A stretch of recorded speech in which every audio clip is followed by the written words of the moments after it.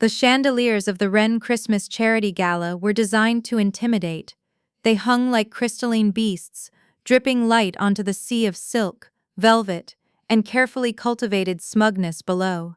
From my seat, they were distorted, blurred by the cheap water glass I held in my hand. Everything felt distorted from here. At the kids' table, I was 32 years old. Next to me, a toddler named Leo was meticulously sculpting a mountain of mashed potatoes with his bare hands, a look of intense focus on his face. I almost envied him. He belonged here. Across the grand ballroom, at the head table, my sister Lenora laughed. It was a sound engineered for public consumption, bright, airy, and utterly devoid of warmth. It floated over the clinking of champagne flutes and the murmur of polite society. She was the sun around which our family orbited, and I was the cold, forgotten dwarf planet, exiled to the outer rim of the solar system, next to a sputtering 3-year-old.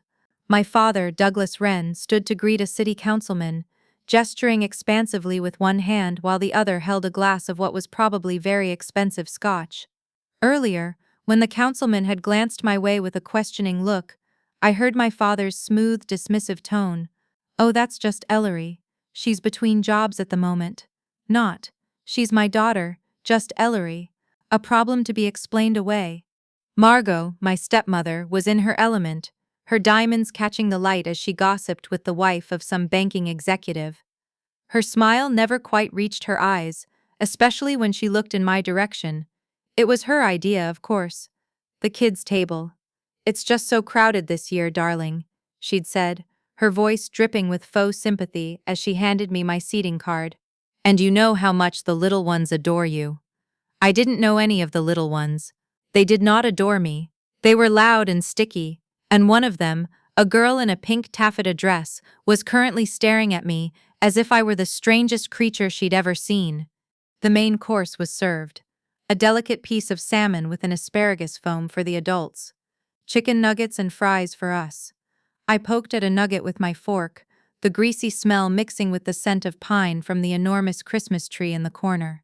I could feel the eyes on me. Not many, but enough. The pitying glances from distant relatives, the flicker of amusement from my sister's friends, and the complete and utter lack of a glance from my cousin Eli. He was seated at a respectable table, just a few feet away, close enough to the main artery of power to feel included. He'd caught my eye once when I walked in, a brief, panicked flicker before he looked away, suddenly fascinated by the pattern on his bread plate. I knew he felt bad. Eli always felt bad. But he was terrified of our father, of Lenora, of losing his slice of the family inheritance if he showed a sliver of solidarity with me. His silence was its own kind of betrayal. Then came the toast.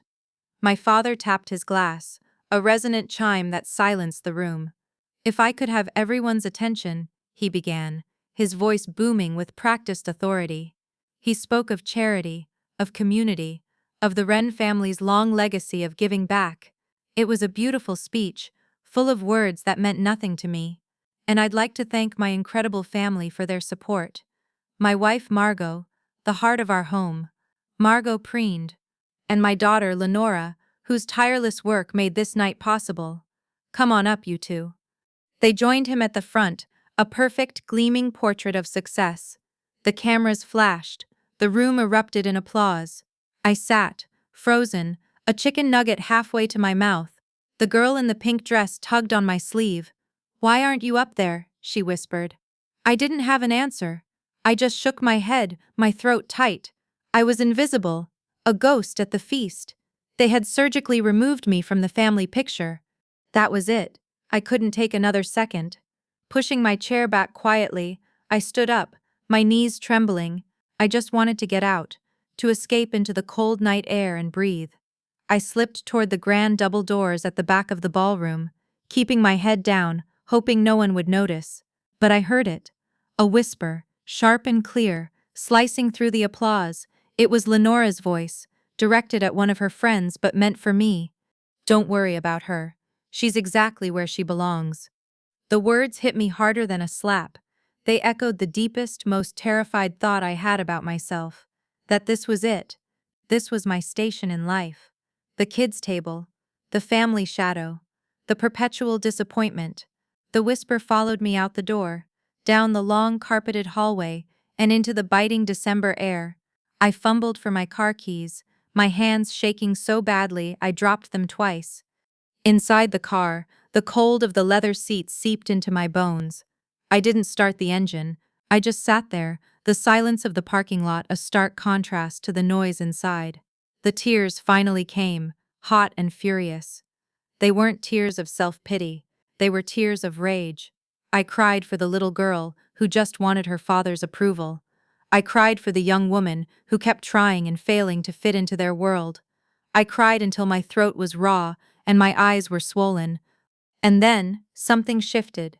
The storm inside me quieted, replaced by a cold, hard clarity. This feeling, this gut-wrenching, soul-crushing humiliation, I would never feel this again. I would burn this feeling for fuel. Wiping my eyes with the back of my hand, I reached for my phone. The screen glowed in the darkness, illuminating my tear-streaked face. I opened the Notes app, my fingers moving with a newfound steadiness. I typed a single, simple sentence, a promise to myself. This ends next Christmas. My apartment had two temperatures, too cold in the winter and too hot in the summer. Tonight, it was too cold. The ancient radiator in the corner of my living room, which also served as my bedroom and office, let out a mournful clang every 20 minutes, a percussive reminder of its utter uselessness. I sat huddled in a blanket, staring at my laptop screen, the glow illuminating the peeling paint on the wall behind it. A rejection email. It was the third one this week. While we were impressed with your qualifications, it read, we have decided to move forward with other candidates whose experience more closely aligns with our needs. It was corporate code for, you're not good enough. My life was a patchwork of survival. By day I worked a part-time retail job, folding sweaters and forcing a smile for customers who looked right through me. By night, I was a freelance proofreader, editing college essays and business proposals for pennies on the dollar. A few times a week I picked up catering shifts, serving elegant food at events I could never afford to attend, a cruel echo of the gala. The leftovers from those events were my lifeline. I'd pack them up, not just for myself, but for the local homeless shelter a few blocks away. It felt like the only useful thing I was doing. It was on one of those nights, carrying two heavy aluminum trays of lukewarm pasta and salad, that I met Julian Hart. The shelter was a controlled chaos of clattering trays and tired voices. I didn't work there. I just dropped off the food, but I couldn't help myself. I saw a line forming, a tangle of people unsure where to go. I saw a handful of new volunteers looking overwhelmed. Without thinking, I put down the trays and started directing. You two, can you start serving the salad? We'll need 2 lines, one on each side of the table. Ma'am, you can grab a plate right here. I wasn't being bossy, just efficient. It was a problem, and I saw the solution. I didn't notice the man watching me. He was older, with a quiet intensity, and eyes that seemed to see more than most. He was leaning against a wall, a chipped ceramic mug in his hands, just observing. When the lines were moving smoothly and the volunteers had found their rhythm, he approached me. You're not on the schedule, he said. It wasn't an accusation, just a statement of fact. No, I admitted, wiping my hands on my jeans. I just bring the leftovers from a catering gig. I saw you guys were a little swamped. He nodded slowly, his gaze analytical. You organize things well. You see the whole picture, not just the piece in front of you. I shrugged, a little uncomfortable under his scrutiny. I guess, it just seemed like the logical way to do it. We stood in silence for a moment, the sounds of the shelter filling the space between us. He had a stillness about him, a sense of gravity that was both intimidating and calming. My name's Julian, he said finally. Ellery. He took a sip from his mug. Ellery, he repeated, tasting the name.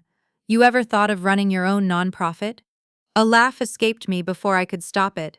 It was a raw, humorless sound. With what money? I asked, gesturing vaguely at my worn-out coat and faded jeans. I can barely afford the heating bill in my apartment.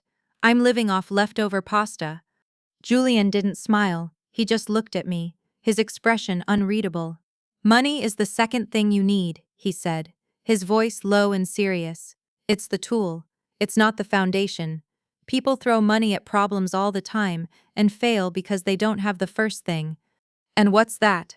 I asked, intrigued despite myself. Vision, he said. The word hung in the air. The ability to see a broken system and instinctively know how to mend it. You have that. I've been watching you for weeks. You never just drop the food and run. You stay. You help. You see the need and you act. That's more valuable than a blank check from a billionaire who doesn't understand the problem. I stared at him, speechless. No one had ever said anything like that to me. My family saw me as a failure. My employers saw me as a pair of hands. This stranger, this quiet man in a homeless shelter, saw a vision. I'll teach you, he said, his voice firm, cutting through my shock. I'll show you how to write a grant proposal, how to build a board, how to create a budget that doesn't leak. I'll give you everything I know. He paused, his eyes locking onto mine, and the softness in his expression was gone, replaced by a hard edge. But I will not hold your hand. This is not a game. If you fail, if you quit, don't come crying to me. You either do the work or you don't. I stood there, the smell of disinfectant and day-old bread in the air, a choice laid before me. I could go back to my cold apartment, to the rejection emails and the ghost of my sister's whisper. Or I could take a chance on this strange, intense man and his impossible offer. For the first time since that night in the car, a flicker of something other than anger ignited inside me. It felt like hope. Okay, I said, my voice barely a whisper. Okay, teach me. The promise of learning from Julian was one thing. The reality was a brutal, isolating grind. My life became a tightly scheduled loop of exhaustion. Fold sweaters from 9 to 5, serve canapés from 6 to 10, and then from 11 until my eyes burned, build an empire from my kitchen table. My apartment, once just a place of cold solitude, became my university. I devoured everything I could find about nonprofit management. I watched grainy webinars hosted by earnest people in poorly lit rooms, scribbling notes on legal pads until my fingers cramped. I downloaded and read dozens of grant writing guides, the language of deliverables, metrics, and stakeholder engagement becoming a second language. Julian was a harsh professor. We met once a week, on Tuesdays, at a cheap diner where the coffee was burnt and the vinyl on the booths was cracked. He never started with, "How are you?" He started with, "Show me." I would slide my laptop across the sticky table, my hands trembling slightly, and he would dissect my work with surgical precision. "This mission statement is weak," he'd say, pointing a finger at the screen. "It's full of buzzwords. What do you actually do? Tell me in one sentence a 10-year-old could understand. Your budget is aspirational, not practical." He'd critique another time. "Where's your line item for insurance? For marketing materials? You think people are just going to find you by magic?" He was relentless. He dismantled my assumptions, challenged my conclusions, and forced me to think bigger and smarter. There was no praise, no "good job, Ellery." His only measure of approval was silence. If he read a section of my business plan and simply nodded before moving on, it was the equivalent of a standing ovation. My focus was a program to connect low-income single mothers with tangible job skills, not just resume writing, but interview coaching, childcare resources, and professional clothing. I called it Edenworks, a name that felt both hopeful and grounded. It was a garden where women could cultivate new lives for themselves. After weeks of work, I was finally ready. My first pitch was to a small community foundation. I wore my one good blazer, the one I saved for job interviews, and walked into a sterile boardroom with a pounding heart. I presented my pitch deck, my voice shaking slightly as I spoke about the women I'd met, the need I'd seen. The 3 board members listened politely, their faces impassive. They thanked me for my time. 2 days later, I got the email, "A compelling project, but we've chosen to fund other initiatives at this time." It was a gentle no, but it felt like a punch to the gut. I called Julian, my voice thick with disappointment. "They said no." "Okay," he said, his tone even. Why? They didn't say why. Then your pitch wasn't memorable enough for them to give you specific feedback. It was forgettable. Do it again, make it better. He hung up. The second pitch was a month later, to a local business association. I was more confident this time. I had refined my data, added testimonials I'd gathered from women at the shelter. I thought it was perfect. They asked more questions, seemed more engaged. I left feeling a fragile sense of optimism. The rejection came a week later. This time, they gave a reason. We feel the scope is too ambitious for a new organization with no track record. That one broke me. I walked out of my retail job on my lunch break and just went to the stairwell of the parking garage. I sat on the cold, dusty concrete and cried. Not the furious tears from the gala, but the quiet, heaving sobs of absolute defeat. Maybe my family was right. Maybe I was just aiming too high. Maybe the kids' table really was my place. I pulled out my phone to call Julian, to tell him I was done, that he was right and I couldn't do it.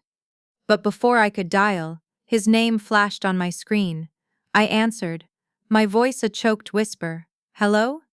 Stop crying, he said, as if he could see me. Defeat is a state of mind. Are you defeated? Yes, I sobbed. They all say no, no one is listening. There was a pause on the line. I heard him take a deep breath. Ellery, he said, and his voice was harder than I'd ever heard it. Nobody listens to whispers. You are whispering. You are asking for permission. You are hoping they will see your potential. Stop it. Walk into that room and make them see it. Don't ask for money. Tell them what you are going to do with it. Make them feel stupid for not being a part of it. Make them hear you. His words were like a splash of ice water. He wasn't comforting me. He was challenging me. Wiping my tears, I stood up. I went back to my cold apartment, and I tore my proposal apart. I rebuilt it from the ground up, infused with the fire Julian had just lit under me.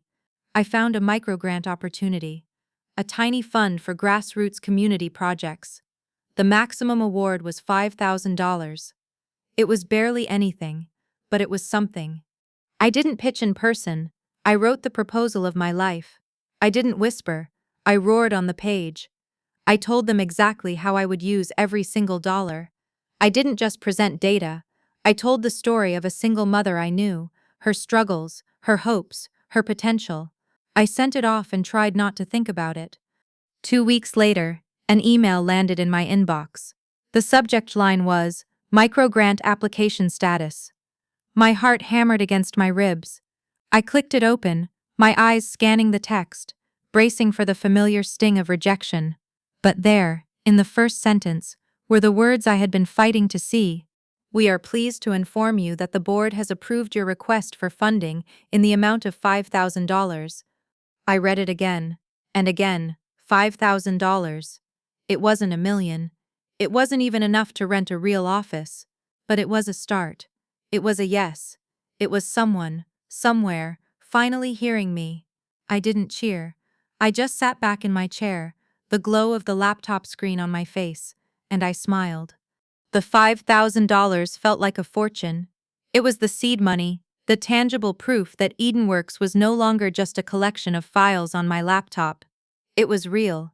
I officially registered the nonprofit, the paperwork making my hands shake.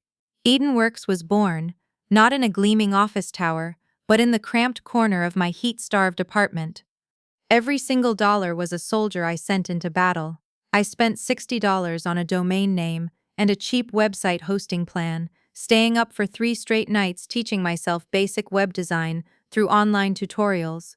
The result was simple, a little clunky, but it was ours. I spent $200 on used folding chairs and 2 collapsible tables from a second-hand office supply store. These became our mobile headquarters. I couldn't afford to rent a space, so I became a master of begging and borrowing.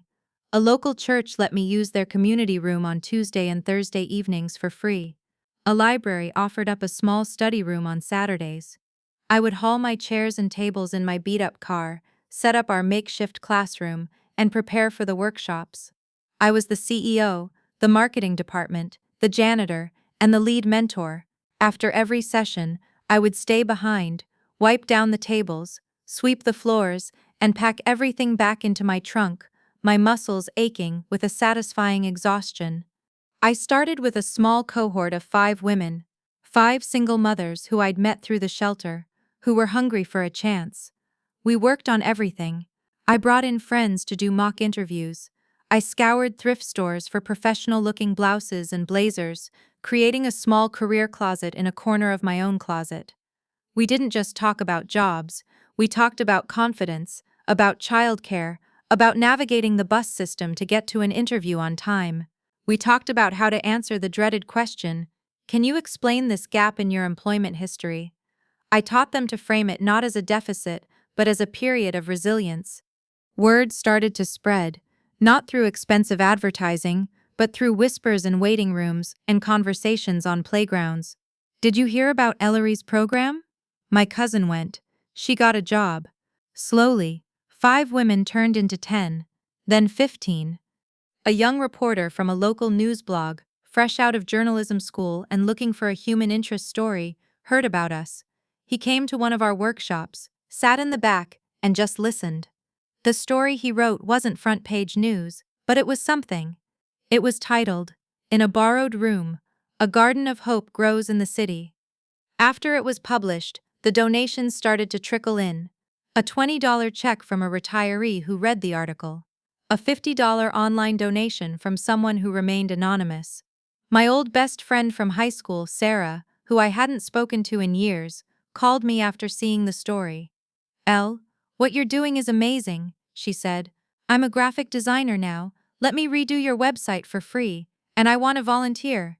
The momentum was building. With Sarah's help and the small swell of new donations, we hosted our first full-week job fair. We rented a larger room at the community center, and I managed to convince a dozen local businesses to send representatives. It was a week of pure, unfiltered hope. I watched a woman named Maria, who had been terrified to even make eye contact 3 months ago, walk up to a recruiter and confidently shake their hand. I saw another, Aisha, schedule 3 interviews in a single afternoon. The final day of the job fair was a triumph. The room was buzzing. Women were exchanging phone numbers, sharing success stories. As I was packing up the last of our materials, my heart felt so full it might burst. This was it. This was working. That's when Sarah ran over to me, her face pale. "Ellery, you need to come see this." She led me down the hall to the small room we'd been using as a free supply closet, stocked with donated diapers, formula, and office supplies for the women in our program. A city maintenance crew was standing in the hallway, and the smell of mildew and stagnant water hit me like a wall. A pipe in the ceiling had burst. A torrent of rusty water had cascaded down, completely destroying everything inside. Boxes of diapers were soggy, warped masses. Stacks of resumes and stationery were reduced to pulp. The little career closet we had built was soaked through, the clothes stained and ruined. I just stood there, staring at the soupy brown mess. All that work, all those careful donations, gone. It was too much. The exhaustion of the past few months, the stress, the endless struggle, it all came crashing down on me. I felt the familiar burn of tears behind my eyes. I wanted to quit. I wanted to lie down on the floor and give up. My phone buzzed in my pocket. It was Julian. I ignored it. I couldn't talk to him. I couldn't hear his disappointment. He buzzed again, and again. Finally, I answered, my voice flat and dead. "It's over. Everything is ruined." I explained what happened, expecting him to tell me I should have had better insurance, that I was careless. Instead, he was quiet for a long moment. When he finally spoke, his voice was calm and steady, a lighthouse in my storm of despair. "Good," he said. "Good," I choked out, incredulous. "What do you mean, good?" "Every empire begins knee-deep in mud, Ellery," he said. "This is your mud. It's a test. The universe wants to see if you're a gardener, or just someone who likes looking at flowers. So are you going to stand there and cry about the flood, or are you going to start digging a drainage ditch?" I hung up the phone, his words echoing in my ears. I looked at the mess. Then I looked at Sarah, who was watching me, her expression worried. I took a deep, shuddering breath. "Go get some trash bags," I said, "and a mop." The letter arrived on a Tuesday, tucked between a utility bill and a coupon flyer for a local pizza place. The envelope was thick, creamy cardstock, my name and address written in an elegant, flowing script that I recognized immediately. It was Margot's handwriting. My stomach clenched. For nearly a year, since the last disastrous Christmas gala, there had been nothing. A blessed radio silence from my family. I had been so deep in the trenches with Edenworks that I'd almost forgotten the promise I'd made to myself. I slit the envelope open with a kitchen knife, my hand not quite steady. It was an invitation. The annual Wren Family Christmas Gala. This year, the header announced in embossed gold lettering. It would be held at the prestigious Rosecliff Estate Resort. My breath caught in my throat. Rosecliff wasn't just a venue, it was a statement. A sprawling historic estate with manicured gardens and a ballroom that made last year's look like a high school gymnasium. This wasn't just a party, it was a declaration of status, a display of power meant to awe and intimidate. A part of me wanted to tear it into 1,000 pieces and set it on fire. The thought of stepping back into that world, of facing their dismissive stares and cruel whispers, made my skin crawl. I had built a new life for myself, a world away from their judgment. Why would I willingly walk back into the lion's den? I could just throw it away. They wouldn't even notice my absence. To them, I was already absent. I almost did it. I held the invitation over the trash can. But then I looked around my small apartment. It was still cramped, still had a moody radiator, but it was different now. The walls were covered in brainstorming notes for Edenworks. The folding chairs were stacked neatly in a corner, waiting for the next workshop. My life was no longer about what I lacked, it was about what I was building. The shame that had once been my constant companion had been replaced by a quiet, fierce pride. I wasn't that same woman who cried in her car. I didn't need their approval anymore. And that realization changed everything. I wasn't going back for them. I wasn't going to try and win their acceptance. I would go for me. I would go as an observer, a sociologist studying a foreign tribe. I would go to see the terrain of the battlefield I was about to conquer. I RSVP'd yes. Yes. The night of the gala, I chose my armor carefully. Not a designer gown but a simple, elegant black dress I'd found at a high-end consignment shop for $75. A splurge made possible by a recent catering gig. It was understated, powerful in its simplicity. I did my own hair and makeup, and as I looked in the mirror, I saw not the family shadow, but Ellery Wren, founder of the Edenworks Foundation. Walking into the Rosecliff ballroom was like stepping into another world. The air smelled of money, a heady mix of expensive perfume, floral arrangements, and old-world wood polish. My father, holding court near the towering Christmas tree, saw me enter. He gave me a curt nod, a flicker of surprise in his eyes, before turning back to his conversation. He didn't come over. He didn't welcome me. It was the barest possible acknowledgement of my existence. It didn't hurt. I noted it, filed it away, and kept walking. Then I saw Lenora. She was draped in a glittering silver dress that probably cost more than my entire operating budget for the first 6 months of Edenworks. She glided towards me, a predatory smile on her perfectly painted lips, her eyes raked over my simple black dress, a flicker of disdain in their depths. "Ellery, brave of you to show up," she purred, her voice low and laced with venom. "I didn't think your food stamps covered the ticket to a place like this." The old me would have shrunk. The old me would have stammered, or blushed, or felt the hot sting of shame, but the old me was gone. I just smiled, a calm, serene smile that didn't quite reach my eyes. I let her insult hang in the air for a moment, letting its ugliness be her problem, not mine. Then I leaned in, as if sharing a secret. "Oh, I didn't need a ticket," I said, my voice soft but clear. I looked past her, my gaze sweeping across the opulent ballroom, the vaulted ceilings, the gleam of polished marble. I took it all in, not with envy, but with the cool assessment of an investor. I met her confused gaze and my smile widened slightly. "I wanted to see what I'm about to buy." Lenora stared at me for a second, her brain trying to process what I'd said. Then she threw her head back and laughed, that bright, empty public laugh. "Oh, Ellery," she said, wiping a fake tear from the corner of her eye. "You're still so funny. Trying to make jokes to fit in. It's almost cute." She turned and walked away, shaking her head, no doubt heading off to tell her friends about her charity case sister's pathetic attempt at humor. They were laughing. My father, my stepmother, all of them. They thought it was a joke. It wasn't. The attack came a week after the gala. It was subtle at first, then it became a tidal wave. Lenora, fueled by my audacious comment and probably bored, had decided to do some digging.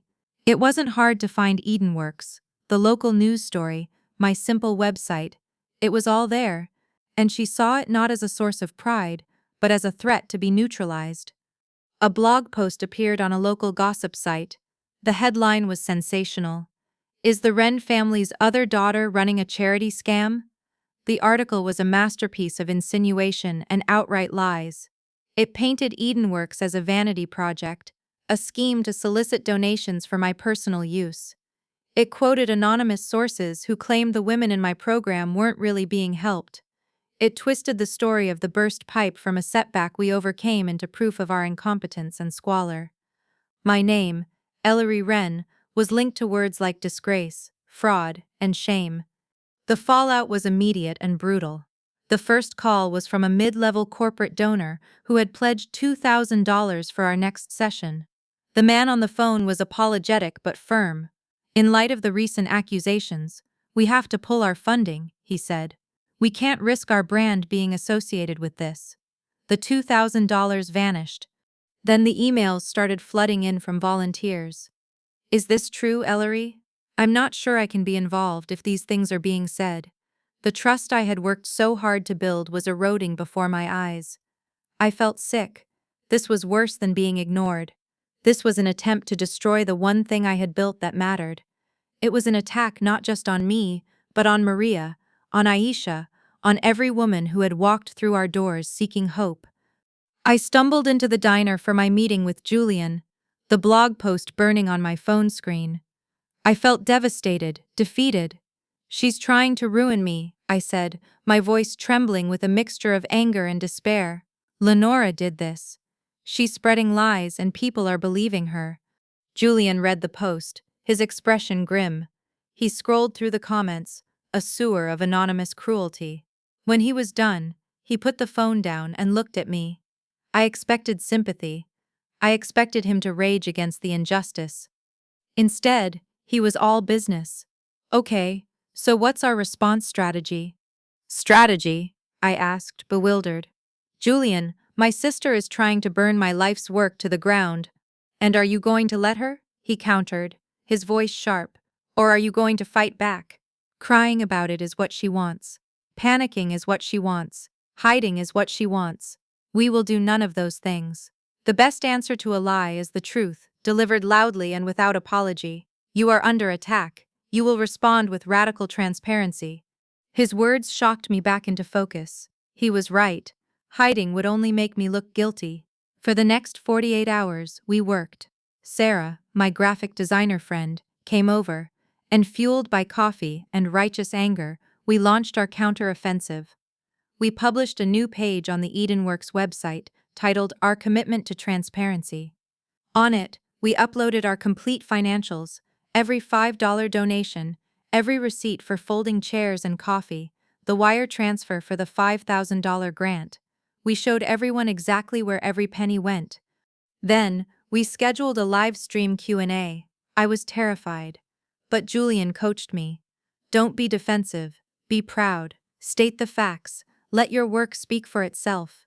That night, I sat in my apartment, my laptop perched on a stack of books, and I went live. I started by reading the accusations from the blog post aloud. Then, calmly and methodically, I refuted each one with facts, with figures, with stories. I didn't mention Lenora. I didn't mention my family. I made it about the work. Finally, I looked directly into the camera, to the author of that post, and to anyone who has questions. I said, my voice steady, "I invite you to come visit us. Come to a workshop. talk to the women we serve. See for yourself, our doors are open. The critic who wrote the post, a freelance journalist who had been paid for the hit piece, actually took me up on the offer. He came, he saw, and he was so humbled by what he witnessed that he issued a full public retraction and an apology. The tide began to turn. The volunteers who had been hesitant came back, more committed than ever. Donations started to come in again, more than before. We had faced the fire and refused to burn. A few days later, an email appeared in my inbox from a name I didn't recognize. Beatrice Monroe. The subject line was Rosecliff Estate. My heart skipped a beat. The email was short and to the point. Miss Wren, I am the lead event planner for the Rosecliff Estate. I saw your livestream Q&A. I was incredibly impressed by your integrity and your mission. I would like to introduce you to someone. Are you free to meet this week? Beatrice Monroe was exactly as I pictured her. Sharp, impeccably dressed, with an air of efficiency that could stop a moving train. We met in a quiet cafe, and she didn't waste time with small talk. I've been the event planner for the Rosecliff for 15 years, she began, stirring her tea. I love that place, but it's in trouble, Miss Wren. Serious trouble. She explained that the family who had owned the estate for generations, the DeWitts, were on the verge of bankruptcy.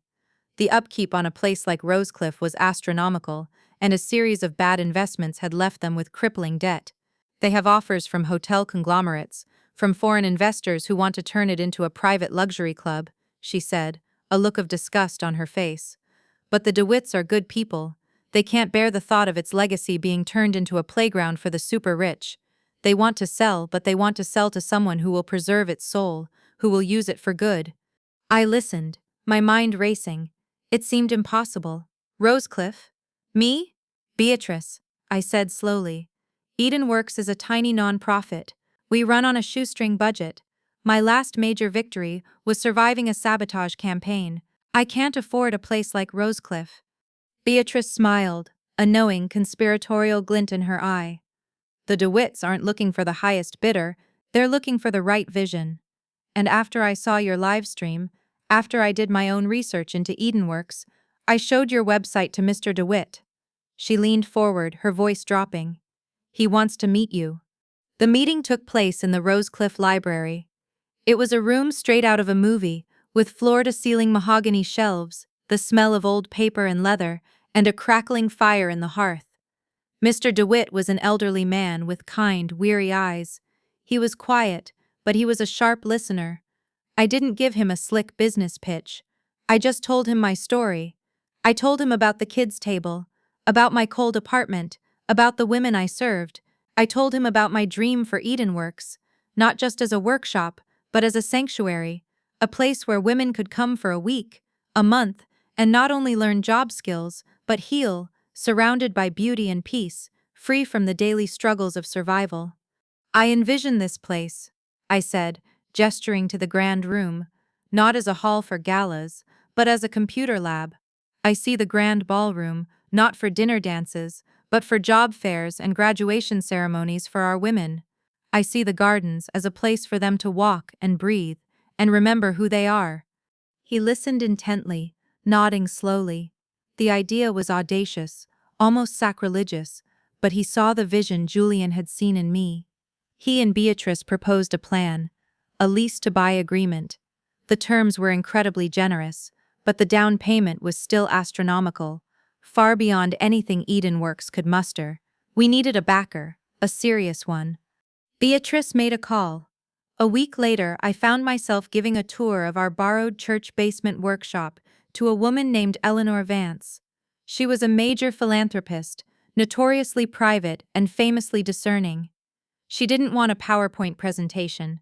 She wanted to see the work. She arrived with no fanfare, dressed in simple, elegant clothes. I introduced her to Maria, who was now working as a part-time administrative assistant. I showed her our tiny, crowded career closet. She sat in on a mock interview session, listening as a young woman practiced answering questions, her voice growing stronger and more confident with each attempt. At the end of the tour, Eleanor Vance stood in the middle of our chaotic, hopeful little space. She looked at me, her gaze direct. "Your sister is a fool," she said. It was the first time anyone had acknowledged that part of the story. "She tried to tear you down, but she only made you stronger. People like you are the only investments worth making." She turned to her assistant. "Co-sign the loan," she said, "and make a donation to cover the first 3 years of operating expenses. This is important work." A week before my family's Christmas gala, I sat in a lawyer's office, the scent of expensive paper hanging in the air. The final papers were spread out on the polished wood table. I picked up the heavy pen. My hand was perfectly steady. I signed my name, Ellery Wren, on the line that made the Edenworks Foundation the majority stakeholder and controlling partner of the Rosecliff Estate Resort. The keys wouldn't officially be mine for another 90 days, but the ownership, the power, was effective immediately. I owned the building where my family was about to host a party to celebrate themselves. The first thing I did after signing the papers was call Julian. I told him the news, my voice crackling with an energy I hadn't felt before. It was the feeling of victory. "So," I said, a smile spreading across my face, "I'm thinking of canceling a certain Christmas gala. There's a force majeure clause in the contract about change of ownership. I could invoke it, shut it down, send them all home." The thought was delicious. I imagined Lenora, arriving in her chariot of smugness, only to be met by a locked gate and a sign that read, "Event cancelled by order of the new management."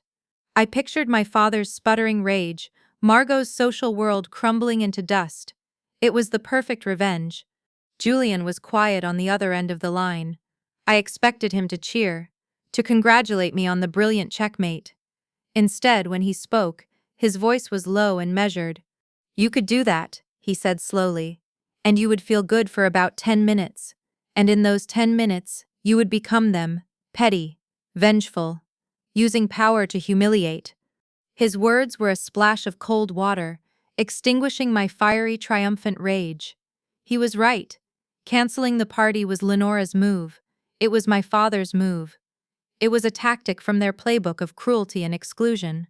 "This whole journey," Julian continued, "this entire fight, has been about you proving you are not them. Don't fall at the final hurdle, Ellery. Don't build an empire just to behave like the tyrants you overthrew. Be bigger than them. Let them have their silly little party. Let them walk into that ballroom full of arrogance and ignorance, completely unaware that the world has shifted under their feet. True power doesn't need to shout. It doesn't need to gloat. It just is." I leaned back in the lawyer's expensive chair, the signed papers sitting in a neat pile in front of me. He was right. Of course he was right. My success wasn't about tearing them down. It was about building something better. Canceling their party would be an act of destruction. But letting it happen, on my terms? That was an act of power. "So what do I do?" I asked, my voice softer now. "Just let it happen? Let them have their night?" "You let it happen," Julian affirmed. "But you write a new final chapter to their story. You've been working with Beatrice. She's a smart woman. What does she think?" My next call was to her. I found her at the resort, overseeing the placement of floral arrangements for the gala. "Beatrice," I said, getting straight to the point, "the deal is done. It's ours." A wide, genuine smile broke across her face. "Congratulations, Ellery. Truly. So do I tell the Wrens their party has a new landlady?" "No," I said, an idea beginning to form, sparked by Julian's wisdom. "We let the event happen exactly as planned. Same caterer, same music, same guest list. They will notice nothing different." Beatrice looked at me, her head tilted. "All right. I'm intrigued. What's the catch?" "The catch," I said, "is the program. There's always a moment for speeches, right? A moment when the host thanks the sponsors?" "Of course," she said. "Douglas Wren gives his speech, and then the minister gives a blessing and thanks the key patrons." "Good," I said. "This year there's a new keynote patron, a major anonymous donor who not only made a significant contribution to the hospital charity the event is for, but who also played a pivotal role in securing the future of Rosecliff itself." Beatrice's professional mask slipped, replaced by a look of pure, unadulterated glee. "Oh, this is brilliant. This is better than brilliant." She was already pulling out her tablet, her mind working. The minister owes me a favor, he'll be happy to do it. We'll position it as a surprise announcement, a celebration of a new philanthropic force in our community. She paused, looking at me. I'll tell the minister you're our keynote donor. He'll invite you to the stage. You'll have the microphone, the platform, the attention of every single person in that room. The question is, Ellery, will you speak? You don't have to. We can just have him announce the foundation's name. But the stage will be yours if you want it. I thought about the kids' table. I thought about my sister's whisper. I thought about being invisible. Oh, I'll speak, I said. I have a few words I'd like to say. The night of the gala, I drove to Rosecliff Estate not in my beat-up sedan, but in a town car sent by Beatrice. A small but significant perk of ownership. I walked through the grand entrance, not with the hesitant uncertainty of a guest, but with the quiet confidence of a host. I wore the same simple black dress, my armor. The scene inside was identical to my memory of the previous year's event, only more opulent. The same faces, older by a year but no less smug. The same glittering gowns and self-congratulatory laughter. My family was at the center of it all, a constellation of arrogance. And just as Margot had planned, my name card was waiting for me at the kids' table. I almost laughed. The sheer predictable cruelty of it was absurd. A girl in a velvet dress, probably about 7 years old, looked up at me as I took my seat. "Are you a grown-up?" she asked, her mouth full of bread roll.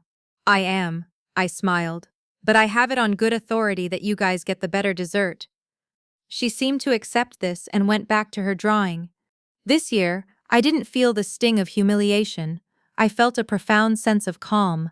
It was like watching a movie whose ending I already knew. I calmly ate my meal, a plate of salmon and asparagus foam, a courtesy Beatrice had insisted upon, and I waited. I watched Lenora holding court, her laughter echoing across the ballroom. I saw my father glad-handing a state senator. I saw Margot adjusting the seating chart for some last-minute arrivals, a queen surveying her court. I even saw my cousin Eli, who once again avoided my gaze, looking deeply uncomfortable. He knew on some level that this was wrong, but his fear was a cage he couldn't escape. They were all so blissfully, perfectly unaware. They moved through the evening with the unshakable certainty of people who believe they own the world. They had no idea that the ground beneath their feet had been sold, and that the quiet woman at the kids' table now held the deed. Finally, the moment arrived, the dinner plates were cleared, and the minister, a kind-faced man with a soothing voice, stepped up to the podium. The room fell silent.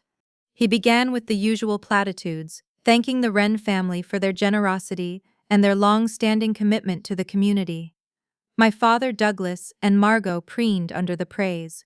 Lenora smiled, a picture of graceful benevolence. "The Wren family's support for our local hospital is, as always, deeply appreciated," the minister said, his voice resonating through the speakers. "But tonight, we have a very special, surprise announcement." A murmur went through the room. My family looked intrigued. This wasn't on their schedule. "This event, and indeed the future of this beautiful estate, has been secured by the vision and unprecedented generosity of a new patron," the minister continued. "A patron who wishes to use this place not just for celebration, but for transformation. Tonight, their foundation made a donation to the hospital that will fund an entire new pediatric wing." Gasps rippled through the ballroom. This was major news, major money. My father and Lenora exchanged a look. Who was this person? Who had outshone them at their own party? "Before we have dessert," the minister beamed, "we'd like to invite our sponsor to say a few words. This is a woman whose quiet work is changing lives in our city every single day, building a new Eden from the ground up." The room was frozen, every eye locked on the podium, waiting for a name. He looked out over the crowd, his eyes scanning the tables. He looked past the head table, past the politicians and the CEOs. His gaze swept over the room until it landed directly on the kids' table. He looked straight at me.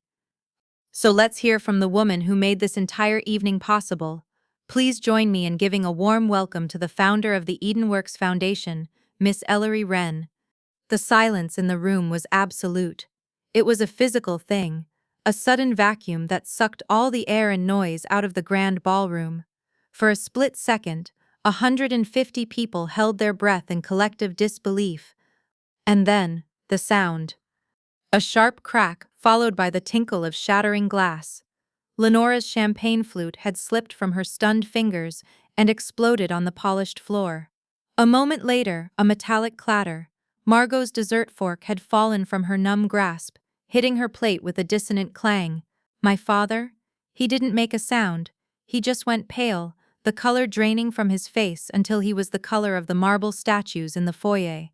The whispers began then, a wave of confusion spreading through the room.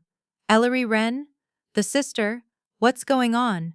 I pushed my chair back, the legs scraping softly against the floor. I stood up. The little girl next to me stared, her eyes wide with wonder. I gave her a small wink. Then I began to walk.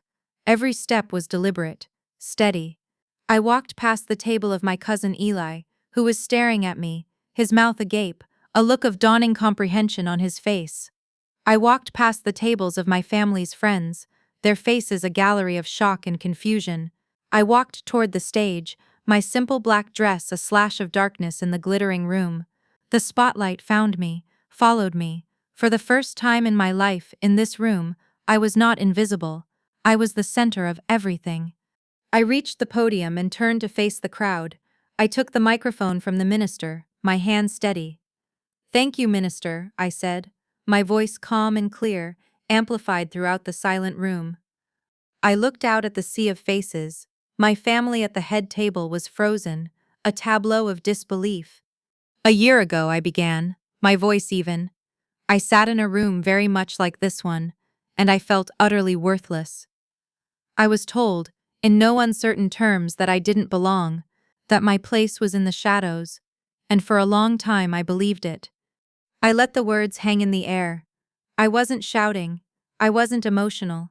I was just telling a story. But a quiet life doesn't mean a small one. While some people are busy planning parties, others are busy building things. I started a foundation called Edenworks. We started with nothing but $5,000 and a few borrowed folding chairs in a church basement. Our mission is simple. We help women who have been counted out get back on their feet. We give them the skills, the confidence, and the support to rebuild their lives." I paused, my gaze sweeping across the room until it rested on Lenora. "We believe that a person's worth isn't determined by their family name or the cost of their dress. It's determined by their resilience, by their capacity to grow, even in the harshest conditions." Lenora, recovering from her initial shock, let out a short, sharp laugh. It was a brittle, desperate sound. "This is absurd," she said, her voice loud enough to carry in the tense silence. "What are you trying to say? That your little hobby paid for all this? Are you honestly trying to tell these people that you own this place?" She looked around for support, a smirk plastered on her face, trying to frame me as delusional. Before I could answer, a new voice cut through the air, crisp and professional. Beatrice Monroe stepped forward from the side of the stage, a file folder in her hand. "No," Beatrice said, her voice ringing with authority. "She wasn't asking, she was informing. She isn't saying she owns this place." She opened the folder and held up a document. "The Edenworks Foundation, with Miss Ellery Wren as its director, is. The deed was finalized last week. As of 7 days ago, she is the majority stakeholder of the Rosecliff Estate Resort." A collective gasp went through the room. This time it wasn't just my family. It was everyone. Jaws literally dropped. Margot, my stepmother, stumbled back a step, catching herself on the table, her face a mask of horror. Douglas looked like he had been punched, his business mind frantically trying to process an impossibility. The resort's general manager, who had been standing near the back, immediately began walking towards the stage, his expression one of dawning realization. As he passed the head table, he gave me a slight, respectful bow. The rest of the staff, the waiters and busboys, who had been frozen in place, now looked at me with a new awareness. I was not the family reject. I was their boss. I looked back at my family, at the ruins of their perfect evening. I didn't feel a surge of triumph or a desire to gloat. I just felt peace. I had won. The game was over. I leaned back into the microphone for one final thought. I glanced over at the kids' table, a place that had been a symbol of my shame for so long. "This table," I said, my voice soft but carrying to every corner of the ballroom. "This seat. It was never my destination. It was just a pause, not my place." The aftermath was a slow-motion explosion. Lenora didn't scream. She didn't throw another glass. She simply stood up, her face a terrifying blank mask of fury, turned, and walked out of the ballroom. She didn't run. She walked with a stiff, regal posture that barely contained the inferno raging within her. The grand doors swung shut behind her, leaving a void where her presence had once dominated. Margot, on the other hand, completely dissolved. The socialite's composure shattered into a million pieces. She sank into her chair and began to cry, not with sadness but with the humiliated tears of a queen whose castle had just been publicly dismantled. Her social standing, the currency she valued above all else, was now worthless. And my father, Douglas Wren, the man of cold business and hard numbers, did something I had never seen him do. He looked utterly lost. He approached the stage as I stepped down, his face pale and drawn. "Ellery," he started, his voice a hoarse croak. I had no idea. This foundation, it's a very impressive business achievement." He was trying to speak his language, the language of assets and acquisitions, the only framework through which he could process respect. He was trying to apologize, but the words were clumsy, self-serving. He wasn't sorry for how he'd treated me. He was stunned by my success. I just looked at him, gave a small, non-committal nod, and walked past him. There was nothing left to say. Then, a figure emerged from the crowd. It was Eli, my cousin, who had spent 2 galas avoiding my eyes, now stood directly in front of me. His own were filled with a mixture of shame and awe. He didn't speak, he just pulled me into a hug, a real, solid hug. He leaned in and whispered in my ear, his voice thick with emotion. "I always believed in you, Elle," he confessed. "I saw what they did. I didn't have the guts. I'm so sorry, and I am so proud of you." It wasn't a perfect apology, but it was an honest one. It was the confession of a man who knew he had failed a test of character, and for the first time, I felt a pang of sympathy for him, not anger. From across the room, Beatrice was beaming, raising her glass to me in a silent toast. And near the back wall, almost hidden in the shadows, stood Julian. He wasn't smiling. He just watched me, his arms crossed, and gave a single, slow, deliberate nod. It was the highest praise he could offer, and it was the only validation I had ever truly needed. The guests were beginning to leave, whispering amongst themselves, the story of the night already becoming a local legend. As I stood in the middle of the ballroom, the room that had once been the stage for my humiliation, I felt a profound shift inside me. I finally felt like I belonged. Not because my father had finally tried to acknowledge me, or because Eli had apologized, or because these people now looked at me with respect. I belonged because I had built this place. I had earned my spot not at their table, but at the head of my own. I didn't need their acceptance anymore, and its absence was no longer a wound. It was just a fact, and in that moment, I was truly, completely free. The transformation of Rosecliff Estate began the following spring. The velvet ropes and private signs came down. The grand ballroom, where Lenora's glass had shattered, was converted into a state-of-the-art computer lab and career development center. The hushed, intimidating library became a cozy, sunlit reading room, filled with books on every subject, open to any woman in our program who wanted a quiet place to study or dream. We turned the luxurious guest suites not into hotel rooms, but into temporary housing, safe and beautiful sanctuaries for women transitioning into new lives and new jobs. The manicured gardens became a place of healing, where women could walk, tend to the flower beds, and breathe air free from judgment. We called it the Edenworks Retreat. I often walked the gardens with Julian. He was frailer now, moving a little slower, but his eyes were as sharp as ever. On a bright afternoon, we sat on a bench overlooking the rolling hills, the sound of a workshop on financial literacy drifting from an open window in the main house. "It's beautiful, what you've done here," he said, his gaze fixed on the horizon. "More than I imagined." "What we've done," I corrected him gently. "What we've done," I corrected him gently. He gave a small, tired smile. "I was just a signpost, Ellery. You did the walking." He was quiet for a long moment, watching a woman lead a small group in a yoga session on the lawn. "You know," he said, his voice softer than I'd ever heard it, "I was a CEO once. Big company, big money. I made a mistake. A bad one, hurt a lot of people. I lost everything. My job, my reputation, my family. I spent years in the wilderness, trying to balance the scales. I just wanted one win before I go. One thing to prove I could still build something good in this world.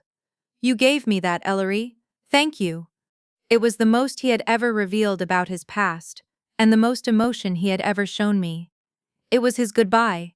He retired from his informal role as my mentor a few weeks later, and I knew I wouldn't see him again. He had passed the torch. My life was unrecognizable from what it had been. My name, once a source of shame, was now on billboards for Edenworks fundraising campaigns.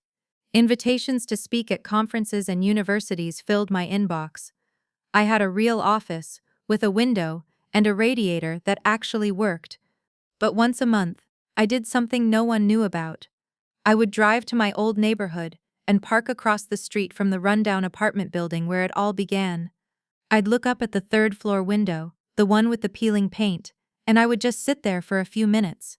I did it to remember the cold, the hunger, the desperation, to remember the woman who cried in her car, who sat defeated in a stairwell. I never wanted to be her again, but I never wanted to forget her, either. She was the foundation upon which all of this was built. That night, after a long day of meetings about expanding Edenworks to a second city, I sat not in my old apartment, but on the terrace of Rosecliff, overlooking the sleeping gardens. I opened the journal I had started keeping. I thought about the fury that had driven me, the desire to prove them all wrong, the sweet intoxicating taste of that final reveal. But that wasn't what I felt now. The anger was gone, the need for revenge completely extinguished. All that was left was a deep, quiet calm, a sense of purpose. I picked up my pen, and under the light of the moon, I wrote the last line of this chapter of my life. "Success isn't revenge, it's peace." Sometimes the ones they laugh at in silence are the ones quietly building empires. Have you ever been underestimated by your own family? Let me know in the comments below. I read every one. If this story moved you, hit that like button and subscribe for more powerful, real-life inspired revenge stories. Until next time, build in silence and let your results do the talking.